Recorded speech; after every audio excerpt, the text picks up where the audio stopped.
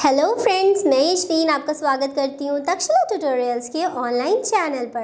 तो दोस्तों, आज होगा लेक्चर 8.2। लेक्चर 8.1 में हमने क्या देखा था? संक्रामक रोग क्या होते हैं, असंक्रमित रोग क्या होते हैं, किस प्रकार से रोग फैलता है, कैसे कैसे किन किन चीज़ों से रोग फैलता है, इसको देखा था। और बेसिक चीज़ें देखी थी कि हमें लेक्चर की शुरुआत कैसे करनी है, वो पढ़ लिया था हमने सारा। अब हम 8.2 लेक्चर में कुछ संक्रमण रोग देखेंगे। कुछ का मतलब 3 संक्रमण रोग देखेंगे, जिसमें सबसे पहला होगा न्यूमोनिया, दूसरा हम पढ़ेंगे जुकाम जिसको कॉमन कोल्ड या सामान्य ठंड भी बोलते हैं, और तीसरा पढ़ेंगे टाइफॉइड ज्वर जिसको टाइफॉइड फीवर कहते हैं। तो दोस्तों, आज का लेक्चर में हम इन तीनों टॉपिक्स को कवर करेंगे। सबसे पहले न्यूमोनिया देखेंगे कि न्यूमोनिया क्या होता है, लेकिन मेन टॉपिक, आज का मेन टॉपिक है संक्रामक रोग। संक्रामक रोग दोस्तों, जैसे कि हम आपको पहले बता चुके हैं, इन्फेक्शियस डिसीज होती हैं। संक्रामक रोग वो रोग होते हैं जो कि एक व्यक्ति से दूसरे व्यक्ति में फैलते हैं। तो जैसे कि न्यूमोनिया है, न्यूमोनिया क्या है, इसका एक एग्जाम्पल है। 3 एग्जाम्पल इसके आज देंगे हम, और ये क्वेश्चन लॉन्ग में पूछा जाता है। 2018 में ये क्वेश्चन आया है कि संक्रामक रोग क्या होते हैं, किन्हीं 2 संक्रामक रोग के बारे में बताइए उदाहरण सहित, प्लस उसके लक्षण, उसकी रोकथाम, सब कुछ पूछी जाती है। इसीलिए ये क्वेश्चन किस में आता है? लॉन्ग में आता है। तो दोस्तों, चलिए आज का लेक्चर शुरू करते हैं। और इस लेक्चर में सबसे पहले हम पढ़ेंगे कि संक्रामक रोग होते क्या हैं। सबसे पहला हमारा टॉपिक क्या है? संक्रामक रोग। संक्रामक रोग को इंग्लिश में बोलते हैं इन्फेक्शियस डिसीज। इन्फेक्शियस डिसीज जैसे कि इन्फेक्शन से होने वाली डिसीज, ये वे रोग होते हैं जो कि एक व्यक्ति से दूसरे व्यक्ति में संचारित हो सकते हैं, संक्रामक रोग कहलाते हैं। ये कौन से रोग होते हैं दोस्तों? जो एक व्यक्ति से दूसरे व्यक्ति में फैलते हैं। फिर इसके एग्जाम्पल्स अगर देखें तो हम आपको इसके 3 एग्जाम्पल बताएंगे, जिसमें से पहला है न्यूमोनिया। ठीक, न्यूमोनिया को इंग्लिश में भी न्यूमोनिया बोलते हैं। इसमें ये जो पी लिखा है, पी की वजह से आप सोचे कि इसको प्यूनोमोनिया पढ़ेंगे, लेकिन ऐसा कुछ नहीं है। पी साइलेंट होता है। ठीक, तो इंग्लिश में जब भी आप लिखेंगे तो पी को भी लिखिएगा, पी के बाद फिर लिखेंगे न्यूमोनिया, और इसमें पी साइलेंट होता है। ठीक, अब दोस्तों देखते हैं कि न्यूमोनिया किसकी वजह से होता है और इस रोग में क्या क्या सिम्टम्स मतलब लक्षण उत्पन्न होते हैं। यह रोग मुख्यतः शिशुओं व वृद्धजनों में होता है। शिशुओं मतलब छोटे छोटे से बच्चों में, और या तो काफी एजेड वृद्ध लोगों में, बूढ़े लोगों में देखने को मिलता है। लेकिन जरूरी नहीं है कि न्यूमोनिया सिर्फ इन्हीं दोनों को हो, छोटे बच्चों को हो और वृद्ध लोगों को हो, ऐसा कुछ नहीं है।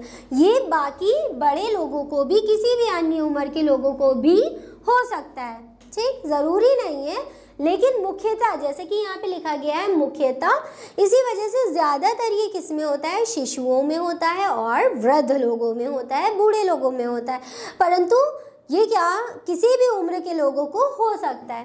अब देखिए इसमें होता क्या है। इसमें फेफड़ों में होने वाला यह संक्रमण रोग स्ट्रेप्टोकोकस न्यूमोनाई। अब देखिए दोस्तों, यहाँ पे जो ये नाम लिखा है स्ट्रेप्टोकोकस न्यूमोनाई, इसका नाम एज इट इज ऐसे ही लिखना होता है। इंग्लिश में अगर आपको इसका नाम देखना है तो आप नोट्स में देख सकते हो, उसमें इंग्लिश में लिखा हुआ है। ठीक, ये क्या है? फेफड़ों में होने वाला यह संक्रमण, मतलब जो न्यूमोनिया है वो कहाँ होता है? फेफड़ों में होने वाला संक्रमण है। ठीक, और ये होता किसकी वजह से? स्ट्रेप्टोकोकस न्यूमोनाई व हीमोफिलस इन्फ्लुएंजी, हीमोफाइलस इन्फ्लुएंजी बोलते हैं या हीमोफिलस इन्फ्लुएंजी नामक जीवाणु से होता है। अब दोस्तों देखिए यहाँ पे किसका नाम आया? जीवाणु से।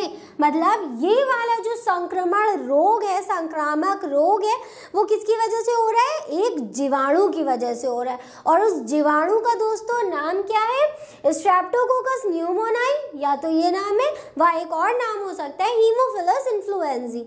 इसकी इन दोनों की वजह से न्यूमोनिया हो सकता है। और न्यूमोनिया कहाँ पर होता है? फेफड़ों में होता है। फेफड़े जब इस रोग से संक्रमित होते हैं तब कह सकते हैं कि जिस व्यक्ति को यह संक्रमण हुआ है उसे न्यूमोनिया हुआ है। न्यूमोनिया 2 प्रकार से होता है। एक होता है विशिष्ट न्यूमोनिया। ठीक, विशिष्ट न्यूमोनिया कहते हैं। इसमें क्या होता है? यहाँ स्ट्रेप्टोकोकस न्यूमोनाई कौन? ये वाला, ठीक। ये क्या है? एक बैक्टीरिया है दोस्तों। स्ट्रेप्टोकोकस न्यूमोनाई क्या है? बैक्टीरिया, मतलब जीवाणु है, ठीक। यह स्ट्रेप्टोकोकस न्यूमोनाई नामक जीवाणु से होता है क्या? विशिष्ट न्यूमोनिया, ठीक। विशिष्ट न्यूमोनिया किसकी वजह से होता है? स्ट्रेप्टोकोकस न्यूमोनाई की वजह से होता है। फिर यह रोग सामान्य श्वसन तंत्र वाले व्यक्तियों में होता है। ये वाला जो रोग है मतलब विशिष्ट न्यूमोनिया, विशिष्ट न्यूमोनिया किसी स्वस्थ पर्सन को भी हो सकता है, किसी स्वस्थ व्यक्ति को जिसके फेफड़ों में कोई भी इन्फेक्शन, कोई भी संक्रमण ना हो, ठीक। अगर किसी व्यक्ति में स्ट्रेप्टोकोकस न्यूमोनाई नाम का जीवाणु गया है तो वो उसके सामान्य श्वसन तंत्र मतलब उसके अच्छे भले श्वसन तंत्र को खराब कर देगा, ठीक, जिसकी वजह से उसे क्या हो जाएगा? न्यूमोनिया हो जाएगा। लेकिन अगर किसी व्यक्ति को पहले से ही न्यूमोनिया है या न्यूमोनिया के कुछ लक्षण हैं या उसके फेफड़ों में कुछ खराबी है, उसके फेफड़े किसी रोग से संक्रमित है, तो उनको होता है द्वितीयक न्यूमोनिया। द्वितीयक न्यूमोनिया, इसको एक इस प्रकार से भी आप समझ सकते हैं कि दोबारा न्यूमोनिया हो गया, ठीक। विशिष्ट न्यूमोनिया में क्या हुआ था? ये स्ट्रेप्टोकोकस नाम के जीवाणु से हो रहा था, प्लस यह रोग जो था वो सामान्य श्वसन तंत्र वाले व्यक्तियों में हो रहा था जिनको पहले से कोई बीमारी नहीं थी, वो बिल्कुल स्वस्थ थे और उनमें न्यूमोनिया हो गया। द्वितीयक न्यूमोनिया, जैसे कि इसके नाम से सेकेंडरी न्यूमोनिया में क्या होता है? या इन्फ्लुएंजा पीड़ित, इन्फ्लुएंजा क्या होता है? ये एक बीमारी है, ये एक रोग है, ठीक। इन्फ्लुएंजा पीड़ित व्यक्ति में स्ट्रेलोफाइलस कोकाई जीवाणु, स्ट्रेलोफाइलोकोकाई ये एक जीवाणु का नाम है दोस्तों, ये एक जीवाणु का नाम है, ठीक। ये एक जीवाणु का नाम है, ठीक। फिर ये भी एक जीवाणु का नाम है। ये तीनों डब्बे जितने हमने बनाए हैं ये सब क्या है? जीवाणुओं के नाम है। ये वाला और ये वाला, ये जीवाणुओं का नाम है जो कि किसके लिए जिम्मेदार होते हैं? न्यूमोनिया के लिए जिम्मेदार होते हैं। द्वितीयक न्यूमोनिया के लिए कौन है? या इन्फ्लुएंजा पीड़ित व्यक्तियों में। देखिए बेचारा जो व्यक्ति था वो पहले से ही पीड़ित था, किससे? रोग से। कौन से रोग से? इन्फ्लुएंजा रोग से। उसको न्यूमोनिया ने अलग से आके पकड़ लिया। यहाँ इन्फ्लुएंजा पीड़ित व्यक्तियों में स्ट्रेलोफाइलोकोकाई जीवाणु द्वारा होता है।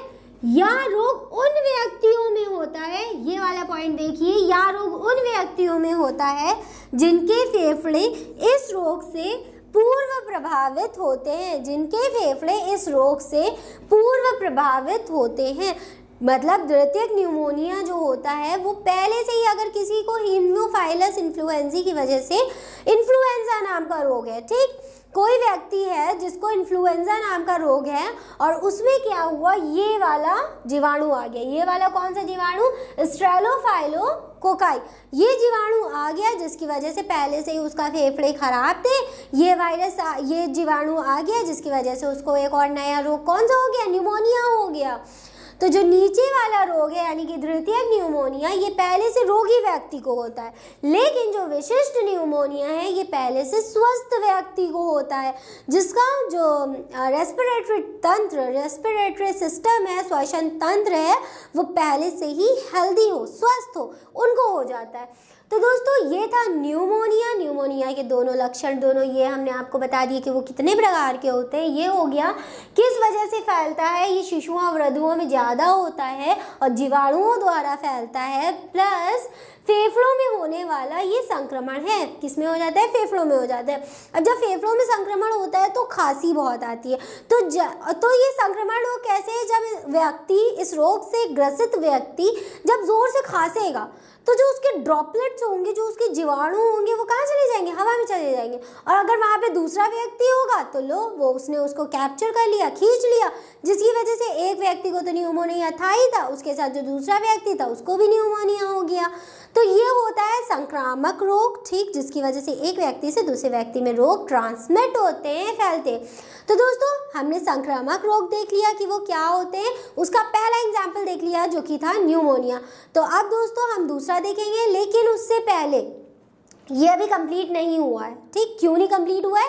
क्योंकि इसकी रोकथाम और इसके लक्षण भी हमें पढ़ने होंगे, तो हम वो भी आपको बता देते हैं कि इसके रोकथाम और लक्षण क्या होते हैं। न्यूमोनिया रोग के लक्षण मतलब किस प्रकार से पता चलता है कि इंसान को न्यूमोनिया, किसी व्यक्ति को न्यूमोनिया हो गया है।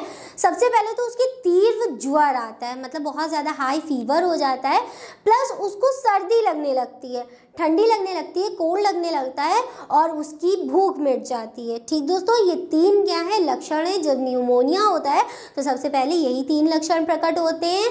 फिर इसकी रोकथाम आप किस प्रकार से कर सकते हैं? आस पड़ोस में साफ सुथराई रखिए, सफाई रखिए, प्लस रोगी का जो बिस्तर होता है, रोगी के बर्तन, रोगी के बिस्तर, उसको बिल्कुल अलग रखना चाहिए, क्योंकि ये एक संक्रामित रोग है। तो जिस व्यक्ति को ये रोग होता है उसके आसपास मत जाइए, दूसरे व्यक्तियों को उस व्यक्ति से दूर रखिए और उसके खाने पीने के बर्तन, उसके बिस्तर, उसके कपड़े, उसको सबको अलग धोइए, अलग गर्म पानी में धोइए, जिसकी वजह से वो जीवाणु मर जाए और जो रोगी व्यक्ति है उससे दूर रहिए। ये होती है रोकथाम। और लक्षण क्या थे? बहुत तेज बुखार आ रहा था, सर्दी लग रही थी और भूख मर जा रही थी, मतलब भूख नहीं लग रही थी, इस प्रकार से भी आप कह सकते हैं।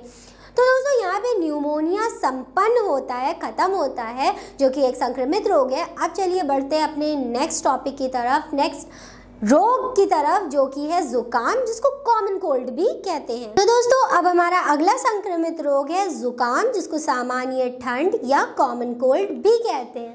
अब देखिए, इसमें हमने 3 पॉइंट्स लिखे, एक है कारक, एक है लक्षण और एक है रोकथाम तथा उपाय। हर रोग, जितने भी रोग हम पढ़ेंगे उन सब में हमें इन पॉइंट्स का ज़रूर ध्यान रखना है कि ये जो पॉइंट्स लिखे हैं ये ज़रूर हो। सबसे पहले कारक, कि ये किसकी वजह से होता है और इसमें क्या होता है, और दूसरा होगा लक्षण, कि क्या क्या लक्षण प्रकट होते हैं जब ये रोग किसी व्यक्ति को हो जाता है, और रोकथाम तथा उपाय, अगर किसी व्यक्ति को ये रोग हो चुका है तो वो इसकी किस प्रकार से रोकथाम कर सकता है और उसकी उपाय कर सकता है। तो सबसे पहले दोस्तों अब हम पढ़ेंगे जुकाम सामान्य ठंड, जिसको कॉमन कोल्ड कहते हैं। इसके कारक क्या होते हैं, किस प्रकार से ये रोग हो जाता है और कौन से वायरस की वजह से या किसी जीवाणु की वजह से, किसकी वजह से ये हो जाता है। यह अति संक्रामक रोग है, बहुत ज़्यादा फैलने वाला रोग है, बहुत जल्दी ये एक व्यक्ति से दूसरे व्यक्ति में फैल जाता है। यह अति संक्रामक रोग है जो कि पीको वायरस समूह के रहीनो वायरस, यानी कि रहीनो विषाणु कहते हैं। पीको वायरस या पीको विषाणु भी कह सकते हैं, क्योंकि विषाणु और वायरस मतलब एक ही बात होती है। विषाणु हिंदी में कहते हैं और वायरस इंग्लिश में कहते हैं। ठीक, यह एक अति संक्रमित रोग है, पीको वायरस समूह के रहीनो विषाणु के द्वारा होता है। यह विषाणु जल की कणिकाओं तथा नाक के स्त्राव से एक दूसरे में फैलता है। जल की कणिकाओं, जैसे कि अगर कोई खांसेगा तो उसके अंदर से जो वाटर ड्रॉपलेट्स निकलेंगे वो दूसरे व्यक्ति इनटेक कर सकते हैं। या नाक के स्त्रावण से क्या मतलब है, अगर रोगी व्यक्ति छींकेगा तब भी उसके अंदर से बहुत ज़्यादा विषाणु निकलेंगे जो कि दूसरे व्यक्ति को संक्रमित कर सकते हैं। तो दोस्तों पीको वायरस समूह के रहीनो विषाणु यानी कि रहीनो वायरस के थ्रू ये रोग हो जाता है। दूसरा पॉइंट अब हम पढ़ेंगे लक्षण, कि जिस व्यक्ति को, अगर किसी व्यक्ति को ये हो जाता है तो उसके क्या क्या लक्षण होते हैं। तो तथा नाक से पानी आता है, ठीक, आंखों से और नाक से पानी आता है। खांसी तथा बुखार आना, खांसी आती है प्लस बुखार भी होता है। हाथ पैर व कमर में दर्द रहना, उसके हाथ पैर कमर में दर्द रहता है। बेचैनी रहना व शरीर का कमज़ोर हो जाना। अब देखिए बेचारे को इतनी सारी बीमारी हो जाएगी तो शरीर तो कमज़ोर हो ही जाएगा ना, तो आखिरी में हम ये भी लिख देते हैं कि शरीर का कमज़ोर हो जाना। शरीर क्या होता है, कमज़ोर हो जाता है। फिर रोकथाम, हम किस प्रकार से इससे बच सकते हैं और अगर हमें हो गया है तो हम इसकी उपाय किस प्रकार से कर सकते हैं। इस रोग से बचाव हेतु संक्रमित व्यक्ति से दूर रहना चाहिए। सबसे पहली बात तो जिसको ये रोग हुआ है उस व्यक्ति से दूर रहे, क्योंकि अति संक्रामक रोग है, बहुत जल्दी क्या हो जाएगा, दूसरे व्यक्ति को भी लग जाएगा। तो जिस व्यक्ति को है तो भैया उससे थोड़ी सी दूरी बना लेते हैं। रोगी को खुद ये ध्यान रखना चाहिए कि वो खांसते तथा छींकते समय रुमाल से मुंह ढक लेना चाहिए। रोगी व्यक्ति को खांसते या छींकते समय रुमाल से मुंह ढक लेना चाहिए, या वो मास्क भी तो लगा सकते हैं, मास्क लगा ले। ठीक, ये अपनी तरफ से भी आप लिख सकते हैं कि रोगी व्यक्ति मास्क लगा के बैठे, ताकि जो संक्रामक जीव है, विषाणु है, वो दूसरों तक न पहुंच सके। फिर लिख सकते हैं इस रोग से संक्रामित व्यक्ति की वस्तु का उपयोग से बचना चाहिए। अगर किसी व्यक्ति को ये रोग है तो उसका सामान जैसे कि उसके बर्तन, उसके कपड़े, उसके बिस्तर नहीं यूज़ करने चाहिए, ताकि आप दूसरे व्यक्ति को भी वो संक्रमण ना लग जाए। तो दोस्तों ये होता है क्या, ज़ुकाम, या जिसको कॉमन कोल्ड कहते हैं, किसकी वजह से हो जाता है, रहीनो विषाणु की वजह से, रहीनो वायरस की वजह से हो जाता है। तो दोस्तों यहाँ पे ज़ुकाम भी ख़त्म होता है, ज़ुकाम नहीं ख़त्म होता, मतलब कि ज़ुकाम नाम की बीमारी, रोग ख़त्म होता है, जो कि एक वायरस की वजह से हो रहा था। ये भी एक संक्रमण रोग था। तो दोस्तों जैसे कि हमने बताया था, आज हम तीन रोगों के बारे में पढ़ेंगे। तो पहला हो गया न्यूमोनिया, ख़त्म। दूसरा हो गया रहीनो वायरस वाला क्या, ज़ुकाम, वो भी ख़त्म। तीसरा पढ़ेंगे टाइफॉइड, जिसको हम क्या कहते हैं, टाइफॉइड ज्वर भी कहते हैं, जिसको टाइफॉइड फीवर भी कहते हैं। तो चलिए उसको भी पढ़ लेते हैं और अपना लेक्चर कंप्लीट करते हैं। तो दोस्तों अब तीसरा संक्रमण जनित रोग है टाइफॉइड ज्वर। टाइफॉइड ज्वर, जिसको टाइफॉइड फीवर भी कहते हैं, इसमें क्या होता है, ये भी संक्रमण रोग है, जो कि किसकी वजह से फैलता है, जीवाणुओं द्वारा फैलता है, और उस जीवाणु का नाम है साल्मोनेला टाइफी। ठीक, क्या नाम है इसका, साल्मोनेला टाइफी। इंग्लिश में नाम नोट्स में लिख दिया है, वहाँ से आप देख सकते हैं। इंग्लिश में भी कहते तो इसको साल्मोनेला टाइफी ही है कहते हैं। फिर यह जीवाणु छोटी आंत में रहता है। यह जीवाणु कहाँ मिलेगा, मनुष्य की छोटी आंत में। वहाँ यह रक्त परिसंचारण द्वारा पूरे शरीर के अन्य भागों में फैल जाता है। जब ये छोटी आंत में रहेगा, छोटी आंत के द्वारा जब रक्त परिसंचारण होगा, तो यही जीवाणु पूरे शरीर में फैल जाएगा और रोग उत्पन्न करेगा, अन्य सभी भागों में पहुंच जाता है। यह रोग अधिकतर गर्मी में होता है तथा इसका जीवाणु संक्रमित भोजन, जल, मलमूत्र द्वारा लोगों में पहुंचता है। जो इसका संक्रमित होता है, संक्रमित भोजन खाने से या संक्रमित जल से, किसी जल में साल्मोनेला टाइफी था, वो किसी व्यक्ति ने खा लिया, पी लिया। ठीक, प्लस मक्खियाँ।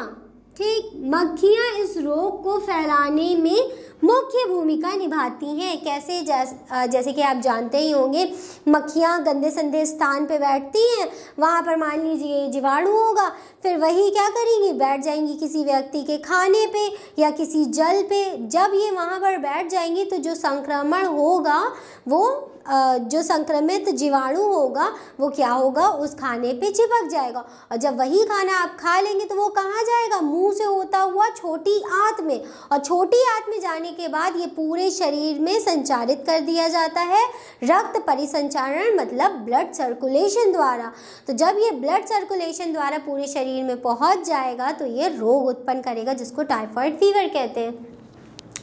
यह रोग पूरे विश्व में पाया जाता है, पूरे विश्व में ये रोग पाया जाता है।